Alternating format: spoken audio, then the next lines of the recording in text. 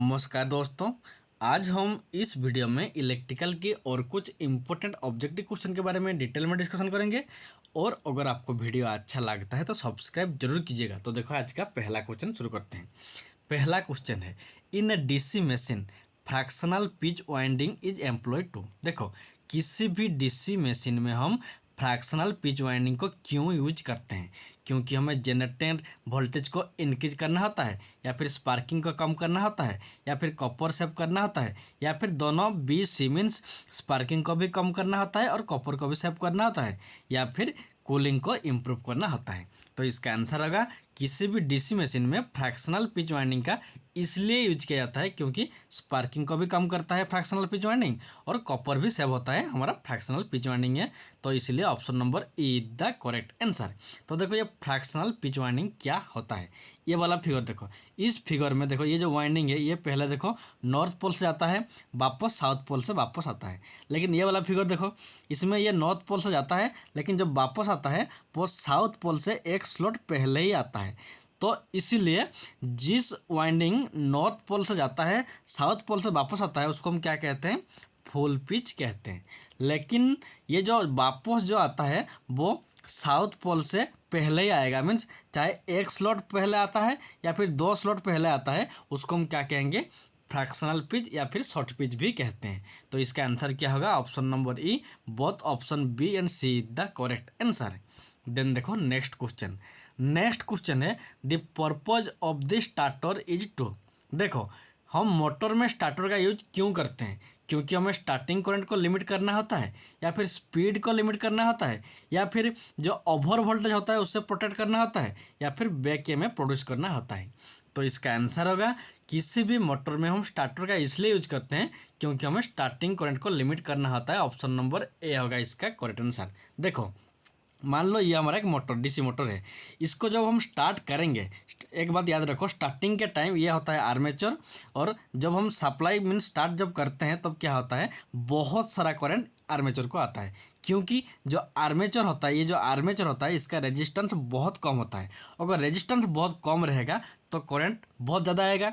तो इसीलिए स्टार्टिंग के टाइम क्या होता है? बहुत ज़्यादा करंट आर्मेचर को आता है, जिससे क्या होता है? ये आर्मेचर डैमेज हो सकता है। और इस डैमेज से प्रोटेक्ट करने के लिए इस मोटर को हम क्या करते हैं? इस आर्मेचर से पहले ही हम एक स्टार्टर का यूज करते हैं, जिससे क्या होता है? ज़्यादा करंट नहीं आता है स्टार्टिंग के टाइम, और यह आर्मेचर सेव रहता है। और एक बात याद रखो, जब एक मोटर स्टार्ट होता है तब उसका बैक ईएमएफ जीरो होता है, और जो बैक ईएमएफ होता है वो भी वोल्टेज को अपोज करता है। अगर पहले से ही बैक ईएमएफ होता तो ये आर्मेचर डैमेज नहीं होता और स्टार्टर का कोई भी ज़रूरत नहीं होता। लेकिन जो बैक ईएमएफ होता है वो स्टार्टिंग के टाइम जीरो होता है, वो स्लोली इंक्रीज होता है। उसके बाद जब बैक ईएमएफ प्रोड्यूस होता है तब ये आर्मेचर को सेफ्टी करता है, सेफ्टी प्रोवाइड करता है, और स्टार्टर का ज़रूरत नहीं रहता है। तो इसीलिए सिर्फ स्टार्टिंग के टाइम में ही हम स्टार्टर का यूज करते हैं, क्योंकि हमें आर्मेचर को स्टार्टिंग को जो हाई स्टार्टिंग करंट होता है उससे सेफ्टी प्रोवाइड करना होता है। तो ऑप्शन नंबर ए होगा इसका करेक्ट आंसर। देन देखो नेक्स्ट क्वेश्चन।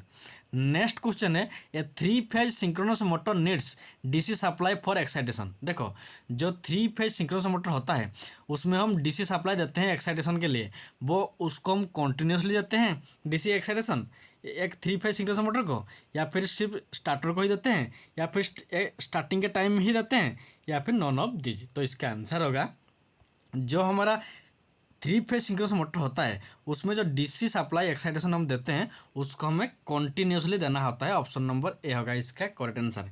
ये वाला फिगर देखो, मान लो ये हमारा एक थ्री फेज सिंक्रोनस मोटर है, इसका ये ऊपर में ये स्टार्टर है, इस स्टार्टर में हम क्या करेंगे? थ्री फेज सप्लाई कॉन्टिन्यूसली देंगे। लेकिन उसके साथ साथ ये जो रोटर है, देखो ये हमारा रोटर है, ये हमारा एक रोटर है, इस रोटर ये रोटेट करता है। तो ये जो रोटर है इसको भी हमें कॉन्टिन्यूसली डीसी सप्लाई देना होता है, क्योंकि ये जो रोटर है ये देखो ठीक से देखो, ये जो स्टार्टर है रोटेट नहीं करता है, लेकिन इसमें एक मैग्नेटिक फ्लक्स है जो रोटेट करता है, उसका भी नॉर्थ पोल और साउथ पोल होता है। इस नॉर्थ पोल को, ये जो रोटर है इसका साउथ पोल क्या होता है? मैग्नेटिक लॉकिंग होता है, और इस लॉकिंग को प्रोवाइड करने के लिए हमें कॉन्टिन्यूसली डीसी सप्लाई देना होता है, जिससे ये जो रोटर है ये मैग्नेटाइज होता है और मैग्नेटिक फील्ड भी बनता है। तो इसलिए ऑप्शन नंबर ए होगा इसका करेक्ट आंसर। देन देखो नेक्स्ट क्वेश्चन। नेक्स्ट क्वेश्चन है, as compare to AC transmission DC transmission is free from. देखो इस क्वेश्चन में एसी ट्रांसमिशन और डीसी ट्रांसमिशन दोनों के बीच में कंपैरिजन के बारे में हमें कहा गया है। देखो तो जो हमारा एसी और डीसी इनमें से क्या कंपैरिजन होता है, इंडक्टेंस, कैपेसिटेंस, फेज डिस्प्लेसमेंट या फिर ऑल ऑफ दिस। तो एक बात याद रखो, जो डीसी होता है, ये जो फिगर देखो ये डीसी का है और ये एसी का वेव फॉर्म है। जो डीसी होता है उसमें सिर्फ रेजिस्टेंस ही रहता है, ओनली रेजिस्टेंस रहता है। और अगर हम एसी की बात करेंगे तो उसमें इंडक्टेंस रहता है, कैपेसिटेंस रहता है और फेज डिस्प्लेसमेंट रहता है। तो इसलिए option number D all of the above, क्योंकि जो एसी होता है उसमें इंडक्टेंस, कैपेसिटेंस और फेज डिस्प्लेसमेंट रहता है, लेकिन डीसी में सिर्फ रेजिस्टेंस ही रहता है, ना ही इंडक्टेंस रहता है, ना ही कैपेसिटेंस रहता है, ना ही फेज डिस्प्लेसमेंट रहता है। तो option number D is the correct answer.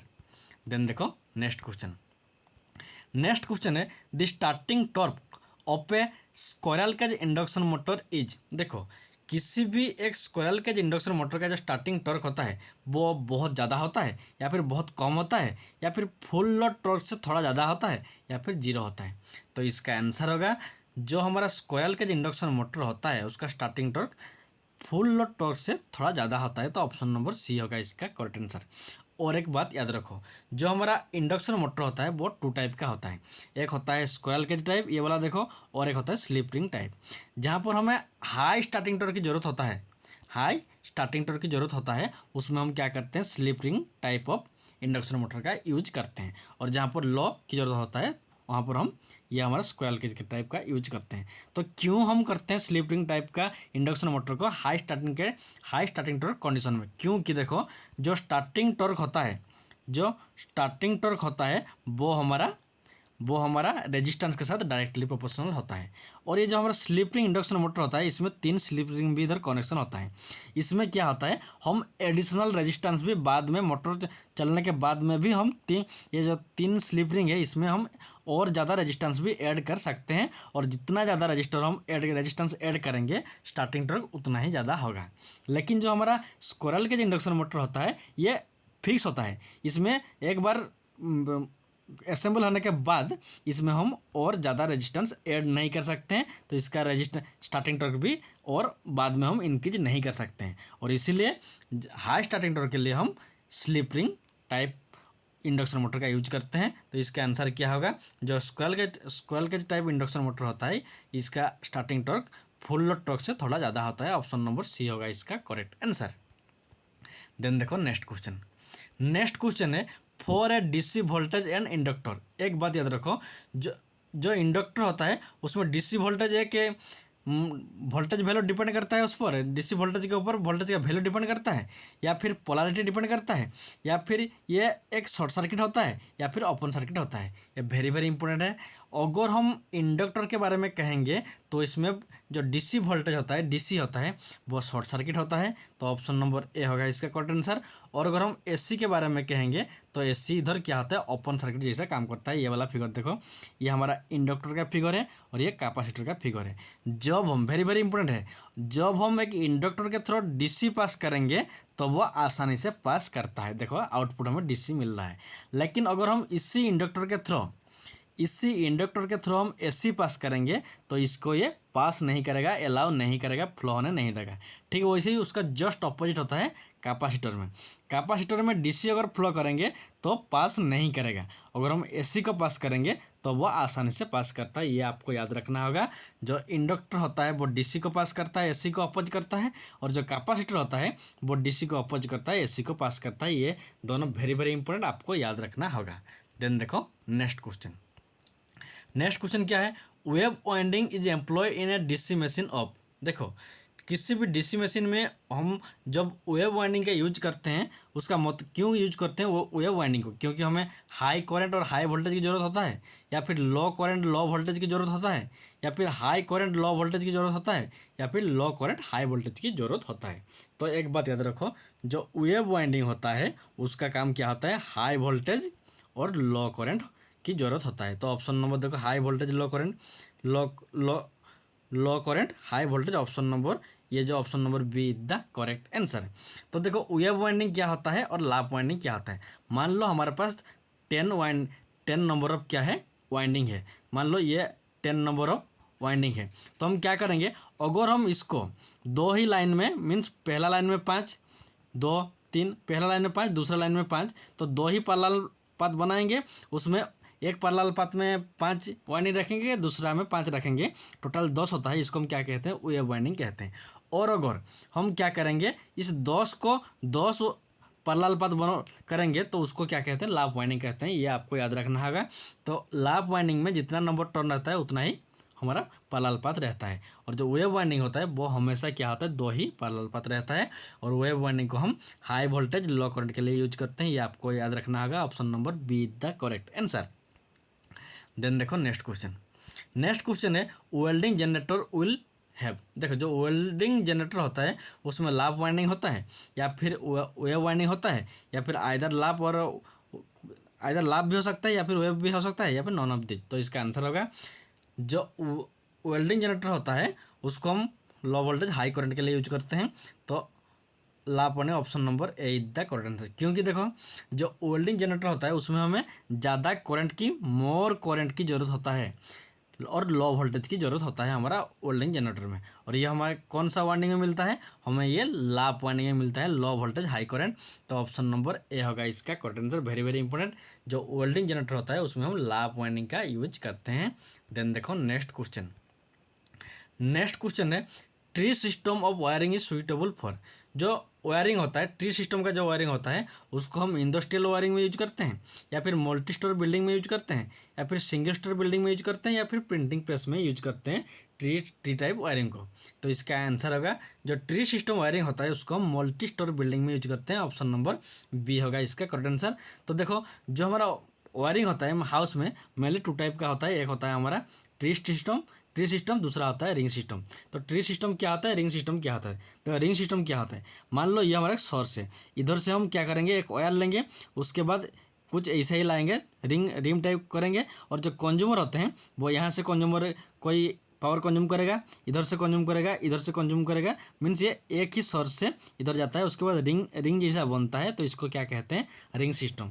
लेकिन जो हमारा ट्री सिस्टम होता है उसमें क्या होता है, एक ही सोर्स से आता है, उसके बाद इधर निकलता है, फिर जाता है, इधर निकलता है, इधर से इधर निकलता है, मीन्स जिधर रूम रहेगा उधर जाएगा, उसको क्या कहते हैं, ट्री सिस्टम कहते हैं। और इसी ट्री सिस्टम को हम कहाँ पर यूज करते हैं, मल्टी स्टोर बिल्डिंग में यूज करते हैं। ऑप्शन नंबर बी होगा इसका करेक्ट आंसर। देन देखो नेक्स्ट क्वेश्चन है a frog leg winding is use in a DC machine to eliminate. देखो जो फ्रॉग लेग वाइंडिंग होता है उसको हम कहाँ पर यूज करते हैं, किसको एलिमिनेट करने के लिए यूज करते हैं, डीसी मशीन में। इक्वलाइजर को वाइंडिंग को एलिमिनेट करने के लिए हम फ्रॉग लेग वाइंडिंग का यूज करते हैं, या फिर कॉम्पनसेटिंग वाइंडिंग को एलिमिनेट करने के लिए, या फिर कॉम्पनसेटिंग वाइंडिंग को एलिमिनेट करने के लिए, या फिर reactance voltage produce due to the commutation से जो रिएक्टेंस वोल्टेज होता है उसको एलिमिनेट करने के लिए हम फ्रॉग लेग वाइंडिंग का यूज करते हैं। तो इसका आंसर होगा जो फ्रॉग लेग वाइंडिंग होता है जिसको हम डीसी मशीन में यूज करते हैं उसको हम क्या करते हैं ना, इक्वलाइजर जो लाप वाइंडिंग में जो इक्वलाइजर का यूज किया जाता है उसके बदले हम फ्रॉग लेग वाइंडिंग का यूज करते हैं। तो ऑप्शन नंबर ए होगा इसका करेक्ट आंसर।